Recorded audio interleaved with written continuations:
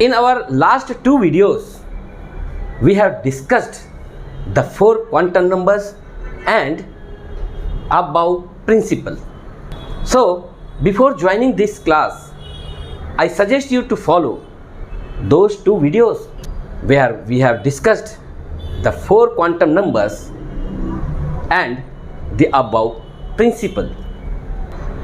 And if you have watched those videos, let's go ahead with the next rules. I mean Hund's rule and Pauli's exclusion principle, along with the stability of half-filled and fully filled subshells. Okay?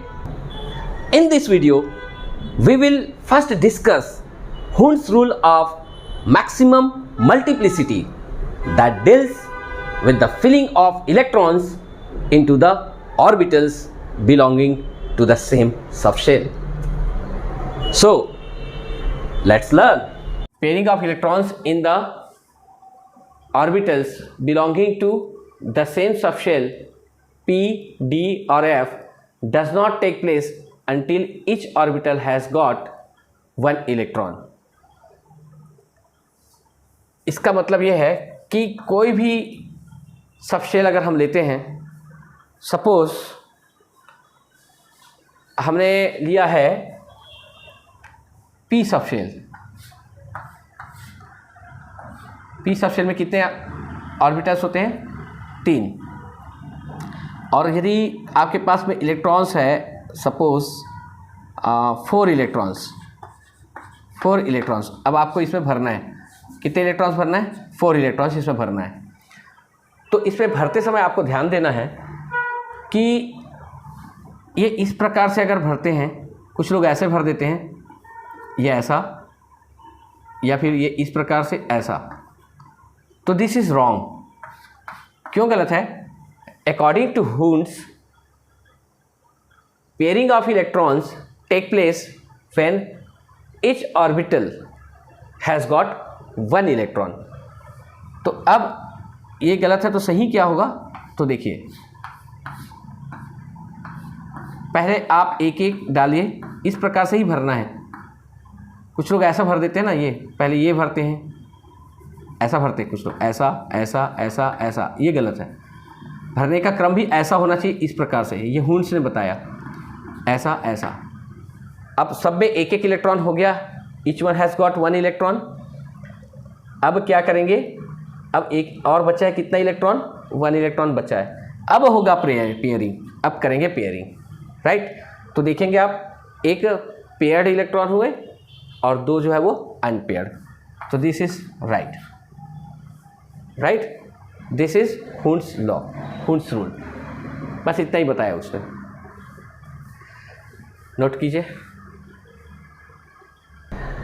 Now, after the Hund's rule, let's know the Pauli's exclusion principle. But this topic is completely dependent upon the concept of quantum numbers. So I again suggest you to learn it first. If you have already done that, let's join this topic, Pauli's exclusion principle.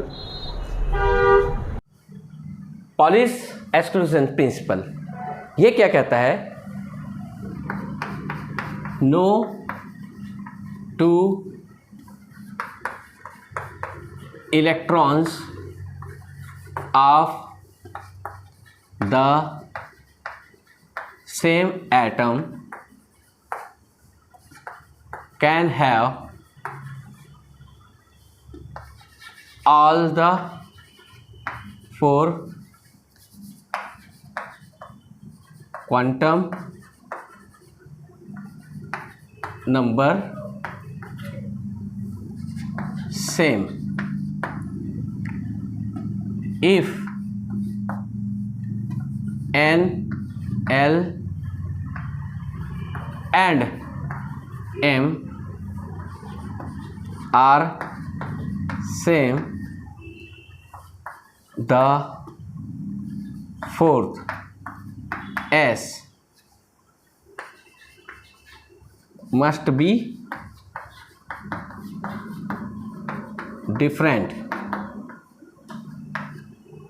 Okay, so listen, no two electrons of the same atom. हम एक ही atom की बात कर रहे हैं.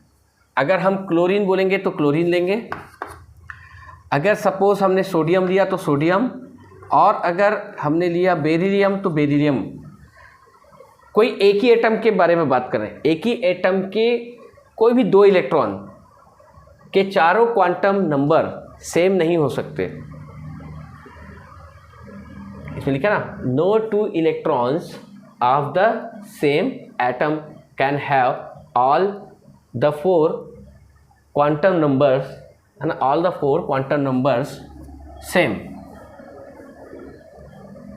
ठीक है, चारों क्वांटम नंबर सेम नहीं हो सकते. यदि तीन, इफ एन एल एम, मतलब पहले तीन अगर सेम है भी तो चौथा जो है ना, जो एस है, वो क्या होगा, बिल्कुल ही डिफरेंट होगा, अलग होगा. ये किसका प्रिंसिपल है, पॉलिश. तो अब हम कोई भी एक एटम लेते हैं और उसमें दो इलेक्ट्रॉन्स को चुनते हैं.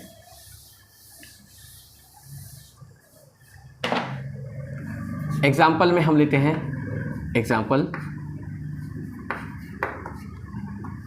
The fifth and the last electron of oxygen.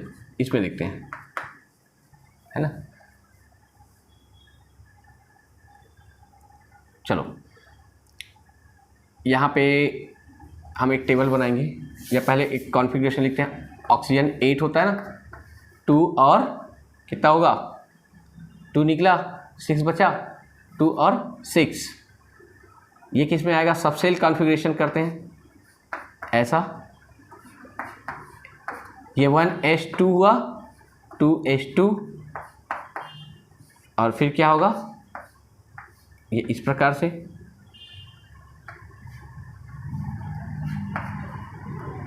One, to, three, 4, 2 2 जा 4, 6 7 8 इलेक्ट्रॉन्स हो गए टोटल.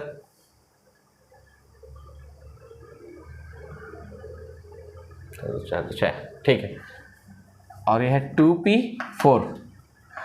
अब आप देखेंगे उसने जो पूछा है, क्वेश्चन में क्या पूछा है कि फिफ्थ एंड द लास्ट. तो फिफ्थ कौन सा हुआ, देखो, फर्स्ट, सेकेंड, थर्ड, फोर्थ, और ये क्या हुआ, फिफ्थ. ये है फिफ्थ. अब लास्ट कौन सा है, कई लोग इसको लास्ट बोल देते हैं, ये गलती नहीं करना, ये लास्ट नहीं है. One, first, second, third, fourth, fifth, sixth, seventh, और ये एर्थ, ये वाला है, यही है एर्थ इलेक्ट्रॉन, सिक्स्थ इलेक्ट्रॉन, इसी को लास्ट इलेक्ट्रॉन कहेंगे, है ना. अब ले चेक करते हैं इसका क्वांटम नंबर. क्वांटम नंबर आपको पता है ना, पहला क्वांटम नंबर क्या है, प्रिंसिपल क्वांटम नंबर n, फिर क्या है एजीमुथल l, फिर क्या है m, और लास्ट में क्या है s. Let us check. यहाँ पे लिखते हैं कौन सा इलेक्ट्रॉन, फिफ्थ इलेक्ट्रॉन. यहाँ लिखते हैं लास्ट, यानी एर्थ इलेक्ट्रॉन. करेक्ट. अब देखते हैं फिफ्थ इलेक्ट्रॉन. एक बात याद रखिए, जो सामने नंबर लिखा रहता है वही शेल का नंबर है, मतलब n का. सामने क्या लिखा है, देखो यहाँ पर इस इलेक्ट्रॉन में हम चलते हैं, ये वाला 2p, तो 2, ये देखो इसमें जितने भी इलेक्ट्रॉन हैं, चाहे ये n की वैल्यू कितनी है, 2 है. ये चारों के लिए n की वैल्यू कितनी है, 2. सामने 2 लिखा है, मतलब सेकेंड शेल में है. ये सब शेल कहाँ है, सेकेंड शेल में, तो 2. तो इसकी भी वैल्यू 2 और इसकी भी 2. अब आप देखते जाइए ध्यान से, फिफ्थ इलेक्ट्रॉन, अब L मतलब ये कहाँ पर है, कौन से सब शेल में है, P. ये दोनों इलेक्ट्रॉन कौन से सब शेल में है, S. और ये दोनों इलेक्ट्रॉन कौन से सब शेल में है, 1s में. तो ये दोनों इलेक्ट्रॉन कौन से सब शेल में, पी सब शेल, और हमने आपको बताया कि एस पी डी एफ ये सब शेल है, और एस की वैल्यू कितनी है 0, पी की 1 और डी की 2 और ये है 3। तो अब आप देखेंगे ये दोनों इलेक्ट्रॉन कहाँ है, पी में है, और पी की वैल्यू क्या है 1, तो 1 और 1। ओके, अब आते हैं मैग्नेटिक एम। तो मैग्नेटिक एम क्वांटम नंबर्स में मैंने आपको पढ़ाया है, पिछला वीडियो आप याद कीजिए। इसकी वैल्यू 0 होती है, इसकी वैल्यू -1 और ये क्या होता है +1 मैग्नेटिक में। तो अब आप देखते जाइए, ये दोनों ही इलेक्ट्रॉन इस ऑर्बिटल में है, दोनों ही इलेक्ट्रॉन इस ऑर्बिटल में है, ये वाला ऑर्बिटल में है दोनों इलेक्ट्रॉन। तो m की वैल्यू दोनों के लिए क्या होगा -1, दोनों के लिए -1। अब s की बारी आती है। s क्या बताता है, स्पिन बताता है। अगर ऊपर स्पिन है तो +12 और नीचे स्पिन है तो -12। तो फिफ्थ इलेक्ट्रॉन की स्पिन किधर है, ऊपर है +12 एंड, और इसकी नीचे है -12। तो ये आपने देखा कि फर्स्ट 3 जो है वो बिल्कुल सेम है, लेकिन चौथा जो है वो क्या है, डिफरेंट है। ये किसका प्रिंसिपल है, पॉलिस। बिल्कुल याद रखना। यहाँ पे स्टेटमेंट लिख सकते हैं, स्टेटमेंट मैं लिख देता हूँ यहाँ पे।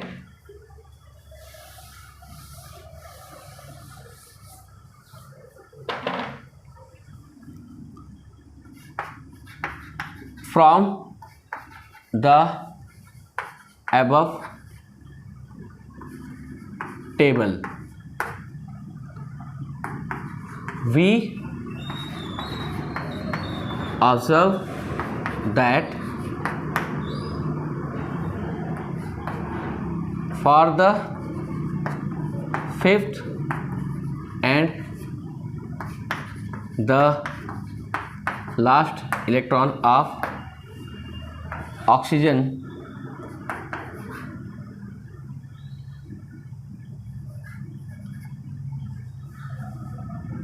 NL, the values of M, N and S, sorry, N, L and M are same, but that of S is different। हम कुछ प्रैक्टिस करते हैं कि किसी इलेक्ट्रॉन के चारों क्वांटम नंबर कैसे कैलकुलेट करते हैं, करेक्ट। तो right the values of all the 4 quantum numbers of the valence electron of sodium। Valence electron किसको कहते हैं, वैलेंस इलेक्ट्रॉन मतलब लास्ट शेल में जो इलेक्ट्रॉन्स होते हैं ना, उसको कहते हैं लास्ट शेल इलेक्ट्रॉन को वैलेंस इलेक्ट्रॉन। चलिए इसका सॉल्यूशन, सोडियम 11, इसका शेल कॉन्फ़िगरेशन होगा 2, 8 और 1। तो आप देखेंगे ये फर्स्ट शेल है, सेकेंड शेल है और ये थर्ड, मतलब यही लास्ट शेल है। इस पर कितने इलेक्ट्रॉन्स हैं, 1। तो यही वैलेंस इलेक्ट्रॉन होंगे, लास्ट शेल के इलेक्ट्रॉन। वैलेंस इलेक्ट्रॉन किसको कहते हैं, लास्ट शेल के इलेक्ट्रॉन को ही कहते हैं वैलेंस इलेक्ट्रॉन। अब इसमें हम सब शेल कॉन्फ़िगरेशन लिखेंगे। सब शेल कॉन्फ़िगरेशन में ये 1s2 और इसमें क्या आएगा, इसके लिए 2 S और P दोनों आएंगे। ये 2s2 और ये ये है आपका 2p6। अब इसके लिए है, ये थर्ड शेल है, तो पहले क्या आएगा s, तो ये है 3s1। अब आप देखेंगे इसी के लिए निकालना है ना, ये इसके लिए, ये देखो ये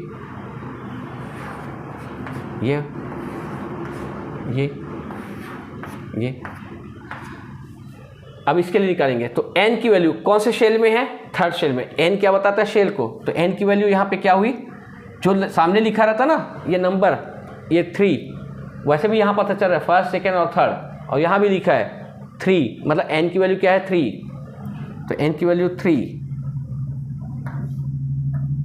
यहाँ पे लिख लेंगे, वैल्यू से देखता हूँ ऑफ सोडियम 3।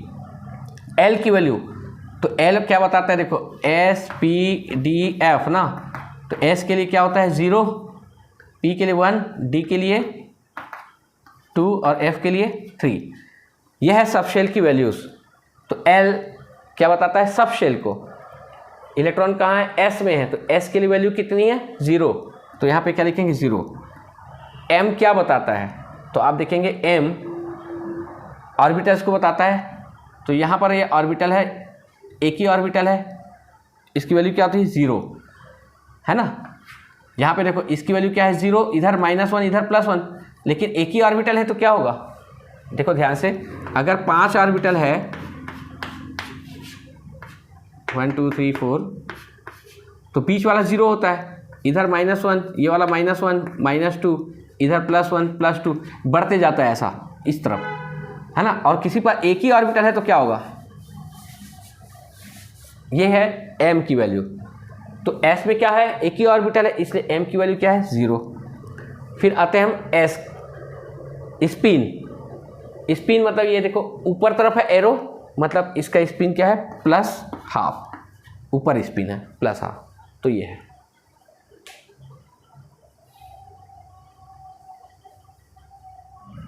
अब देखो right the values of all the 4 quantum numbers of the unpaired electron of fluorine.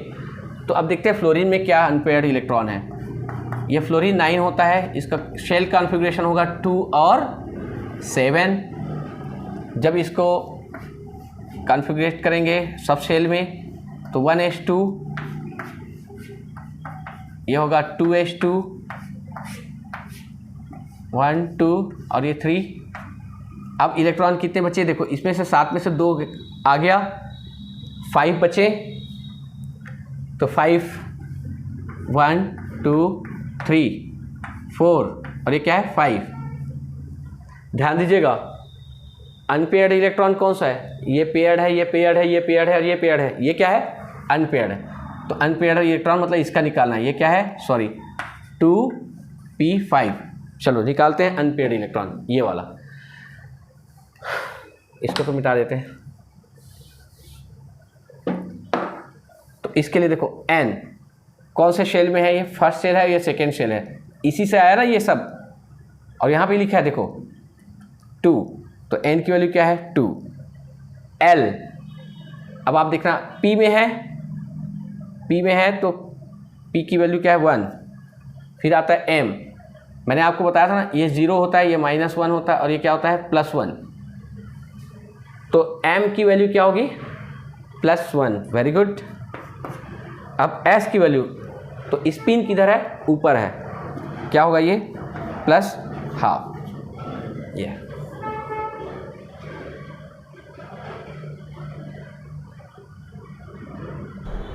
Hello students, after knowing about the quantum numbers, above principle, Hund's rule, Pauli's exclusion principle, let's learn about stability of fully filled and half filled subshells and their electronic configuration as somewhat different from expected electronic configuration.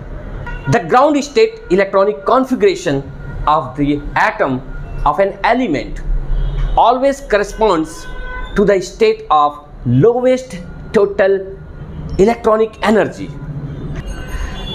The electronic configurations of most of the atoms follow the basic rules.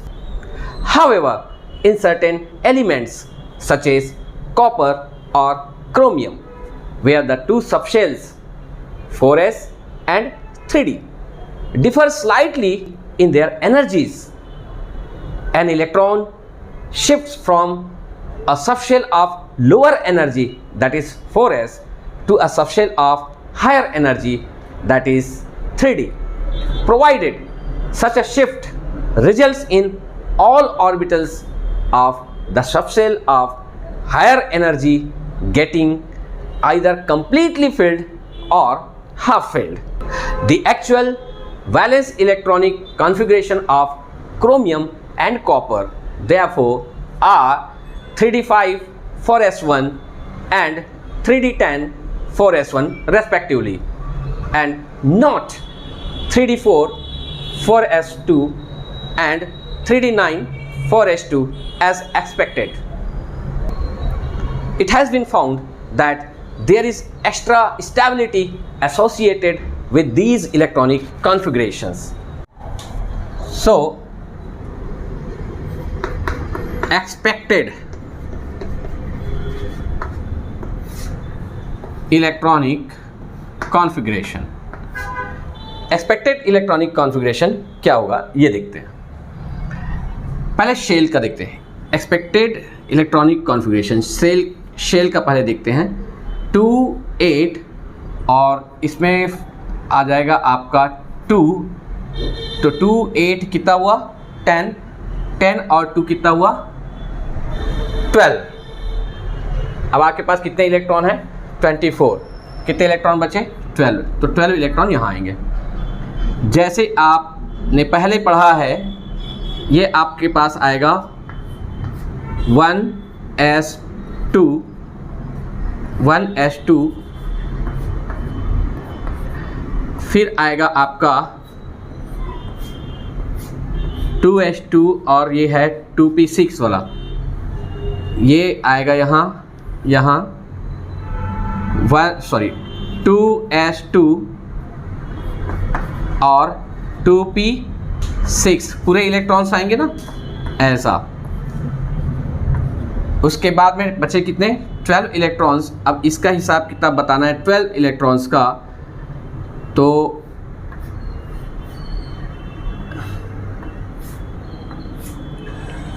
आप ये ऐसा देखो,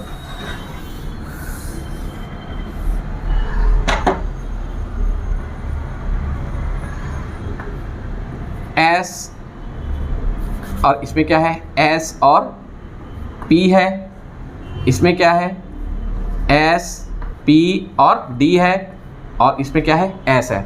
देखिए हम पहले इसको explain कर चुके हैं क्वांटम नंबर जब मैं पढ़ाया था उस समय, और पहले भी कॉन्फ़िगरेशन के बारे में डिस्कस कर चुके हैं। पिछले वीडियो आप अगर देखे होंगे तो ये सब चीज़ समझ में बिल्कुल आ जाएगा।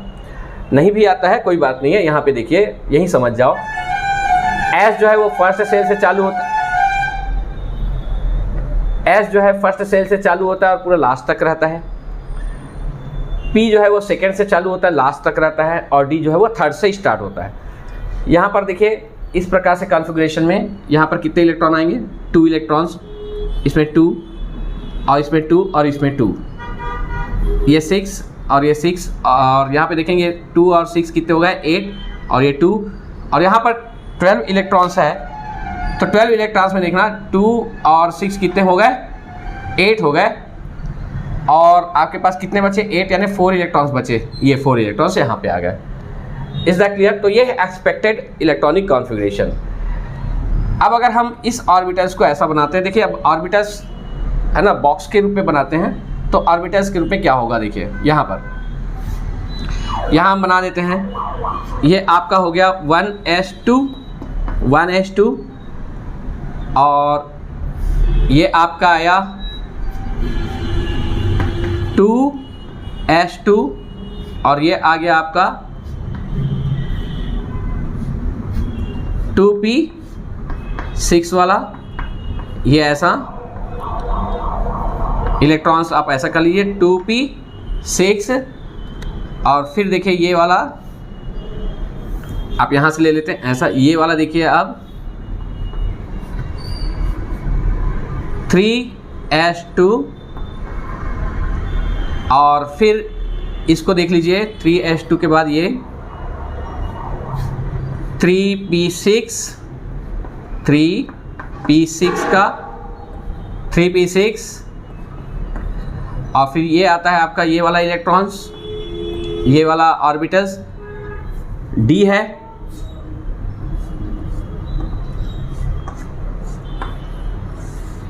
One two three and 4। निश्चित यहाँ लिखूंगा तो आ जाएगा ऑर्बिटल, एक ऑर्बिटल यहाँ आ जाएगा, ऑर्बिटल मतलब डब्बा, एक डिब्बा 3d4 और ये आएगा आपका 4s2।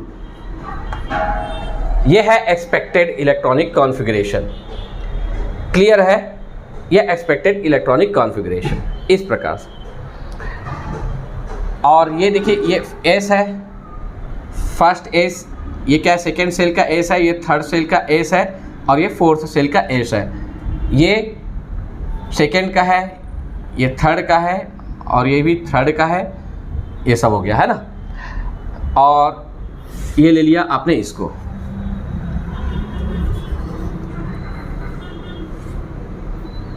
ये आप देखिए ऐसा।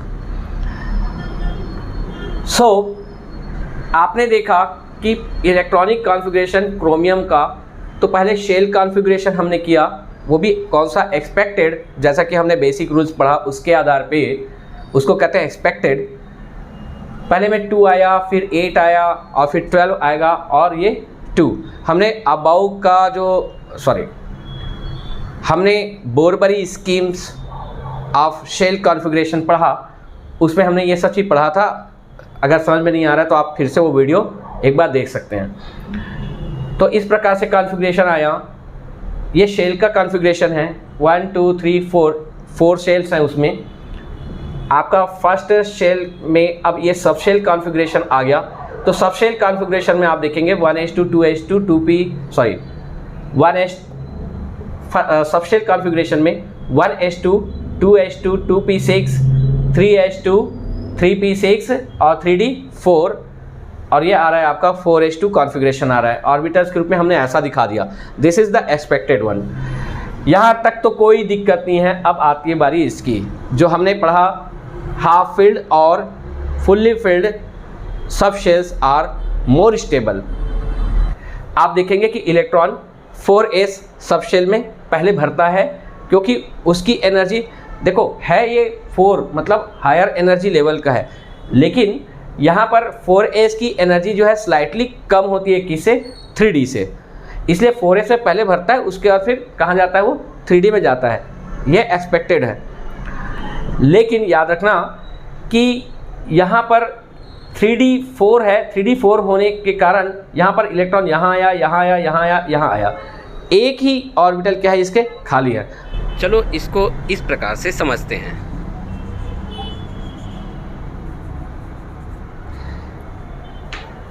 चलिए यहाँ तक इतने इलेक्ट्रॉन्स भर गए, तो 2 और 8 10 हुए और 10 और 8 18 इलेक्ट्रॉन्स भर गए। अब आपके पास में बचते कितने इलेक्ट्रॉन, 6 इलेक्ट्रॉन बचते हैं, क्योंकि 24 इलेक्ट्रॉन्स है। कितने इलेक्ट्रॉन बचते हैं, 6। तो वो 6 इलेक्ट्रॉन्स किस प्रकार से भरेंगे, देखिए।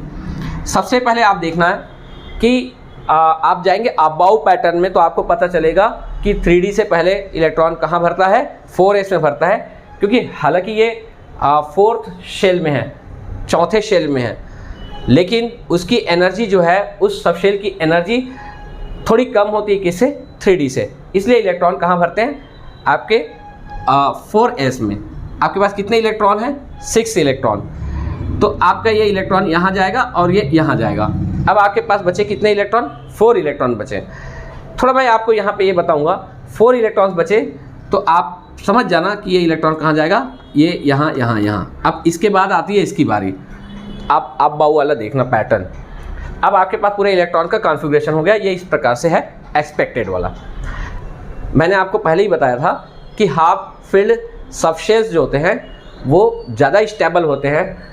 तो यहाँ पर जो ये हाफ फील्ड, अब now it is going to be half filled ना, एक इलेक्ट्रॉन मिल जाता है तो हाफ फील्ड हो जाएगा, इसलिए ये ज़्यादा एक्टिव हो जाता है, इसलिए यहाँ का इलेक्ट्रॉन जो है वो यहाँ आ जाता है, तो यहाँ का इलेक्ट्रॉन यहाँ आएगा, तो that is the actual configuration. तो मैं यहाँ तक तो बिल्कुल सेम आप यही करेंगे ऐसे ही, ये एक्सपेक्टेड है और ये है एक्चुअल। एक्चुअल में क्या होगा देखिए, एक्चुअल इलेक्ट्रॉनिक कॉन्फ़िगरेशन, यहाँ तक तो बिल्कुल सेम यही करेंगे आप, यहाँ तक सेम होगा, बस यहाँ आप स्लाइटली चेंज कर देंगे, ये वाला निकल करके यहाँ आ जाएगा और ये आपका कॉन्फ़िगरेशन यहाँ चेंज हो जाएगा। 1 2 3 4 5, तो 1 2 3 4 और ये इलेक्ट्रॉन यहाँ आ गया 5 और ये यहाँ चला जाएगा 1, केवल 1 इलेक्ट्रॉन बचेंगे। तो ये इसका कॉन्फ़िगरेशन अब क्या हो जाएगा देखो, 3D इसका कॉन्फ़िगरेशन हो जाएगा, अब इसका कॉन्फ़िगरेशन क्या हो जाएगा 3D 5 4S1, जैसा कि मैंने पहले अपने स्पीच में क्लियर किया था, आपको ये मिल गया, करेक्ट है। सो ये ऐसा क्यों हुआ, बिकॉज आप लिख सकते हैं कि half filled sub shells are more stable, is that clear? That's why the electron from 4s shifts into 3D subshell, right? So note it down. चलिए अब आपको मैं बताता हूँ, नेक्स्ट एग्जाम्पल है कॉपर 29। अब हम 29 को खर्च करते हैं, देखो उसका कितना था 24 और ये है 29, तो कितने इलेक्ट्रॉन बढ़े 5 ना, तो 5 इलेक्ट्रॉन, बस ऐसे ही इसको मिटाते नहीं, तो 5 इलेक्ट्रॉन्स कहाँ चले जाएंगे, यहाँ चले जाएंगे, तो ये हो जाएगा आपका 17, राइट। अब 7, तो 5 इलेक्ट्रॉन्स यहाँ पर आप कर लो, तो 4 और 5, 4 प्लस 5 कितने हो गए 9 होंगे ना, तो यहाँ पर 9 कर लो। और D की कैपेसिटी आपको मालूम है ना, D की कैपेसिटी कितनी होती है, D की कैपेसिटी कितनी है 10 है। अब देखो ये तो आ गया, ये सब चीज़ सेम है बिल्कुल। यहाँ देखिए 3D में 9 है, तो ये यहाँ पर आप देखो, ये यहाँ इसको ले जाओ और ये ला करके यहाँ ये 5 हो गया, 6 7 8 और ये 9, अब ये 9 हो गए।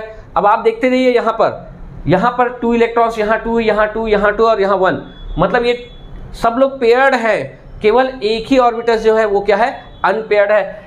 तो यहाँ पर वही वाला रूल लग जाएगा आपका, सेकेंड वाला कौन सा, fully filled sub shells are more stable.